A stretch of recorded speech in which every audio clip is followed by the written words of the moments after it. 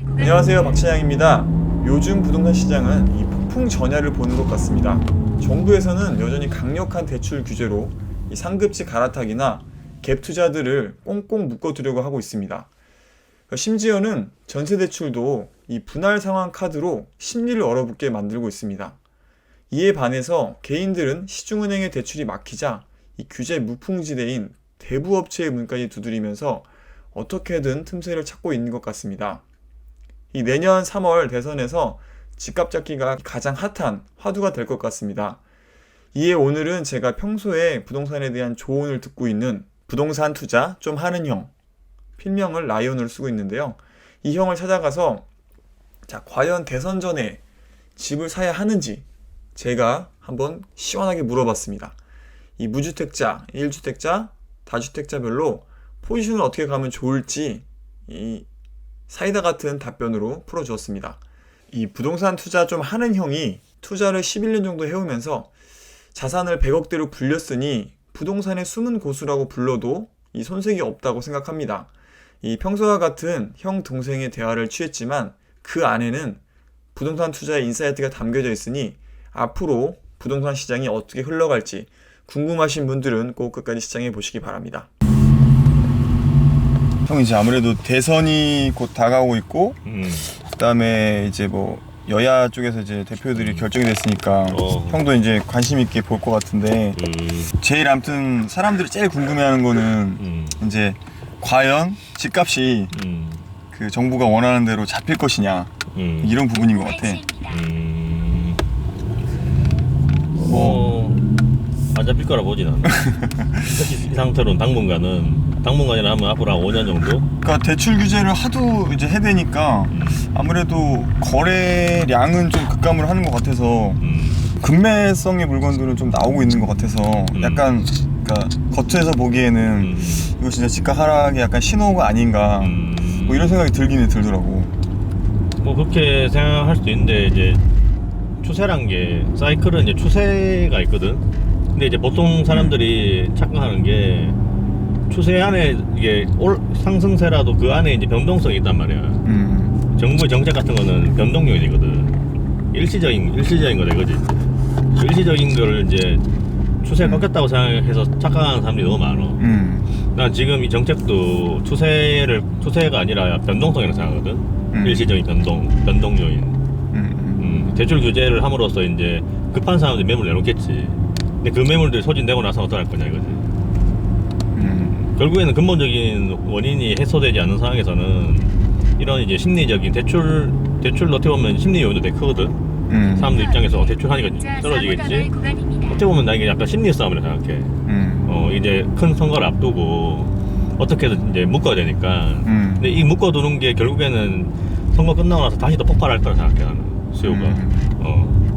지금 정부가 한 번 더 하든 아니면 뭐 정권이 바뀌든 간에 뭐 상승하고 있는 이런 추세는 내년도에도 크게 바뀌지 않을 것 같다 이렇게 일단은 그렇지. 보는 건가?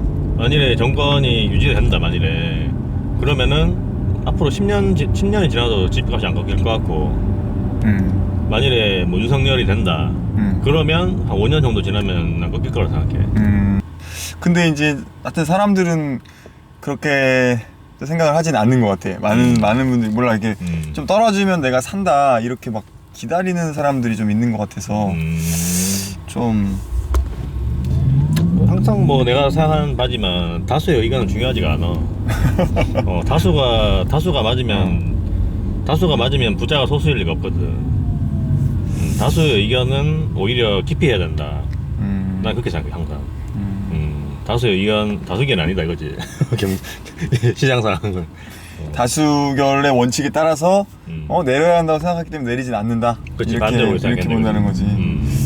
그러니까 그런 것들을 생각을 해야 되는데 주변 사람한테 이제 물어보면은 어차피 뭐 다 투자라고 해봐야 다들 주변에 뭐 아니면 직장인들이면은 동료들한테 물어본다든지 아니면 뭐 옆에 친구한테 물어본다든지 하면 뭐 끽해봐야 집 한두 채 이렇게 사본 사람들이 많다 보니까 확실히 좀 경험들이 좀 없어가지고 이런 국면에서 일단은 그럼 모르겠다 일단은 기다려보자 이렇게 좀 생각들을 많이 하는 것 같아. 그게 가장 소극적인 방법이지. 일단 기다려보자. 일단 기다려보자가 이제 평생 갈 수도 있는 거야. 진짜 뭐 신중한 상이 아니라 그냥 막연하게 그렇게 생각하는 사람이 많거든. 왜냐면 그 마음의 저변에는 두려움이 있어. 떨어지면 어떻게 할까? 뭐 이런. 내가 샀는데 내가 그치. 뭐 꼭지에 샀으면 어떻게 할까? 이런 그런 종류의. 근데 두려움의 이유는 모르기 때문이야. 맞아. 모르는 이유는 여러 가지 있겠지. 뭐, 투자를 시작한 지는 11년 됐지. 11년. 11년 정도 됐으니까 쭉 겪어오면서 어쨌든 그때 상승도 있었고 하락도 있었고 그렇게 경험을 이제 해봤을 텐데 지금이 어떤 시기랑 좀 비슷한 것 같아? 그 예전 만약에 시기가 있었다면은? 비슷한 시기라고 하기는 잘 모르겠고 일단 표면적으로는 뭐 나는 2005년, 2006년 정도로 생각하고 겉보기에는 근데 비슷한 시기는 없어. 왜냐하면 이런 시장 상황이 없었거든. 그치, 정책이나 이런 정부의 정말 규제나 이런 것들이 없었으니까. 없었고 이 정도까지는. 가장 큰 차이점은 그전 시장에 비교해서 이제 전세자금 대출이 없었는데 지금 있다는 거. 전세가가 일종의 이제 무이자 대출이잖아. 투자 입장에서는 엄청난 레버리지 효과를 사실. 그게 가장 내가 볼 때 큰 이유 중에 하나야. 시장상이 다른 똑같은 시장이 없다는 이유 중에 하나고 또 다른 이유는 이렇게까지 서울의 정비 사업을 막아둔 적이 없었어 지금까지. 맞아. 그것도 하나 그게 두 번째 포인트인 것 이유야. 같아. 이 두 가지가 너무 크기 때문에 비슷한 시기가 없다고 생각해 나는.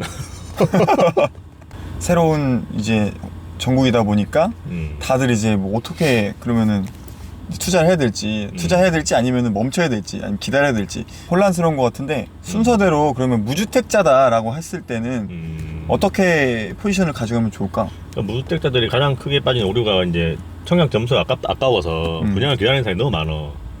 근데 사실 분양 받을 수 있는 확률은 너무 낮거든 내가 볼 때. 그러니까 물론 뭐 제로는 아니지만 낮은 확률에 기대를 거는 것보다는 자기 여건에 맞는 주택을 어떻게든 잡는 게 멀리 봤을 때 훨씬 나을 것이다. 나중에 떨어지더라도 지금보다 비쌀 것이다.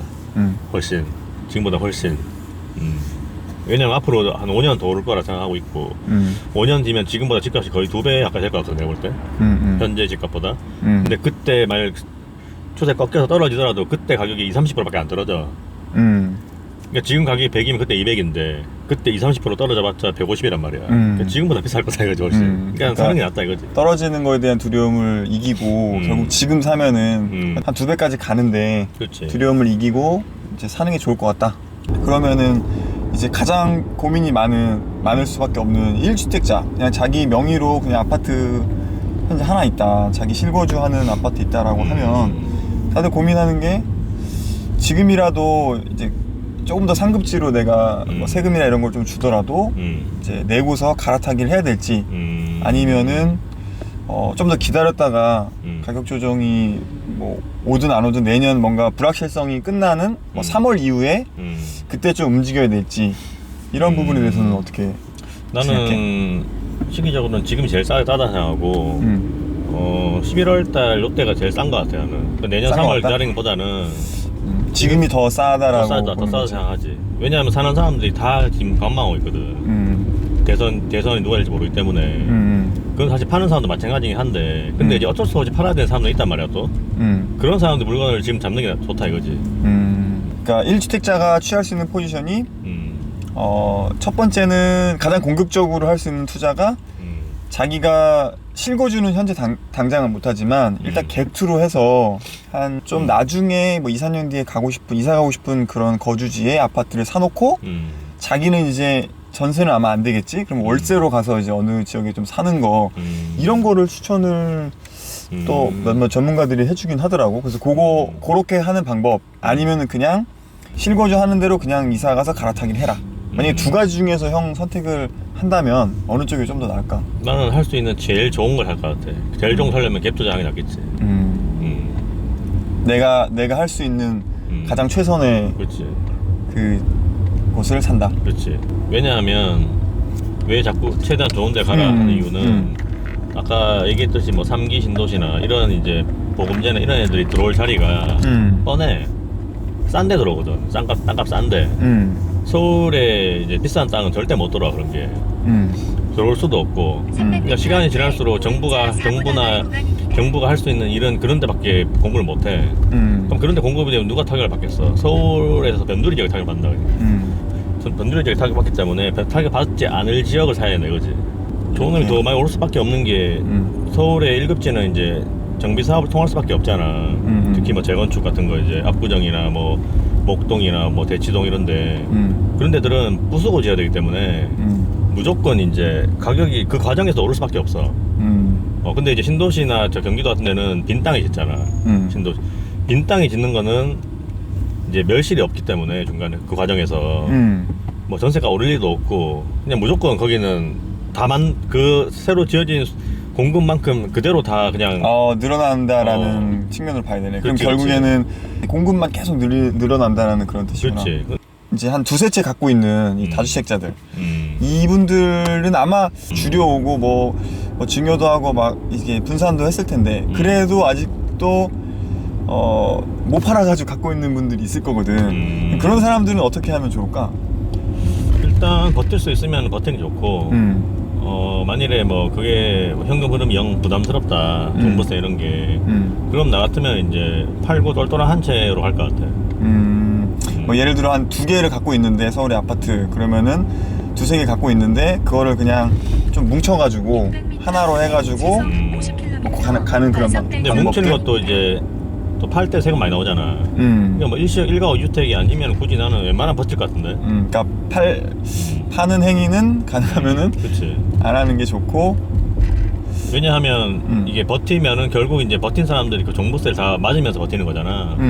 결국에 이제 공장에서 물건을 찍어내도 원가가 올라가면 가격이 올라가는 거잖아. 그러니까 이 종부세라는 게 어떻게 원가거든.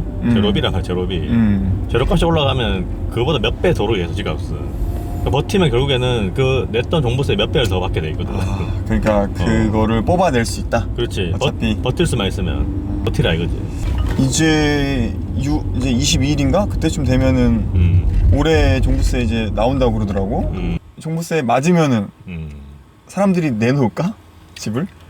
뭐 개별 상황에 따라 다르겠지. 뭐 예를 들어서 강남에 뭐 세 채 갖고 있다. 그러면 이제 그중에 하나는 무조건 내놔야 되고. 뭐 절대 못 버티기 때문에 세 채 갖고 있으면 종부세가 이제 억 단위 나오거든. 한 2억 나올 거야 아마. 그건 못 버티니까 그러니까. 하나만 팔아도 종부세가 1억 미만 떨어지거든. 그러니까 그거는 이제 아마 두 채까지 버틸 것 같아. 근데 세 채부터 못 버틸 것 같고 또 그런 매물들이 나오겠지. 그런 걸 잡아라 이거지. 11월 달에 12월 요때 아니면 내년 뭐 대선 전이라도 물론 걔네들이 5월 말까지 버티겠지 걔들도. 버티긴 하겠지만은 여튼 이제 그런 매물도 조금씩 나오긴 할 거야 아마. 그렇게 일단 하면 근데 이제 좋을 그걸 것 같다. 그걸 이제 지나가서 6월 1일 딱 되는 순간 그걸 버틴 사람들이 남잖아 이제. 그 사람들은 체력이 엄청 좋거든. 안 팔아 이제 진짜. 요새 뭐 요소수 사태 보면 딱 알잖아. 수급이 부족하니까 요소수 가격이 막 천정부지로 뛰잖아 이게. 집도 똑같은 거라 생각하거든. 부족하니까. 그러니까 이게 뭐 그렇게 그게 옳지 않기 때문에 이렇게 돼야 된다는 문제는 별개로 현상은 그냥 현상 흘러가는 거니까 그 현상을 무시하고 이렇게 이게 옳지 않기 때문에 이렇게 돼야 된다 이거는 어리석은 생각이다 이거지. 결국에는 가난할 수밖에 없는 생각인 거고. 기본적으로 시장을 볼 때 공급이 가장 중요하다 생각해. 수요는 항상 일정하고 그 수요를 이제 뭔가 정책으로 일시적으로 이제 공포심을 줘서 누를 수는 있지만은 결국 그 수요란 거는 이게 그때 눌릴 뿐이지 나중에 다시 그만큼 더 얹어서 축적돼 있거든. 그러니까 지금 이렇게 대선 전에 눌러놓은 수요들이 난 오히려 선거 끝나고 나서 오히려 더 폭발할 것 같아. 그래서 결론적으로 내년 하반기 나는 폭등할 것 같아. 폭등할 거라고 생각해. 가격이. 이렇게 부동산 투자 좀 하는 형에게 내년도 집값 전망과 함께 이 무주택자, 유주택자별로 어떻게 대응하는 게 좋을지에 대해서 시원한 답변을 들어봤습니다. 참 쉽고 논리적으로 설명을 해줘서 이러한 고민을 하시는 분들께 큰 도움이 되었을 거라고 생각합니다. 이 다음 영상에서는 이 형이 어떻게 부동산 투자로 평범한 직장인에서 경제적 자유를 달성했는지 그리고 100억대 자산을 지금까지 축적할 수 있었는지를 들어보겠습니다. 또한 지금 투자를 시작하는 분들을 위해서는 아직도 가능한 이 소액 투자처 이 부분도 소개를 해줬으니까 다음 편도 많은 기대 부탁드리겠습니다. 구독과 좋아요 지금 눌러주시면 해당 영상이 업로드 될 때 빠르게 보실 수 있습니다. 긴 영상 봐주셔서 감사드리고 오늘도 행복한 하루 보내세요.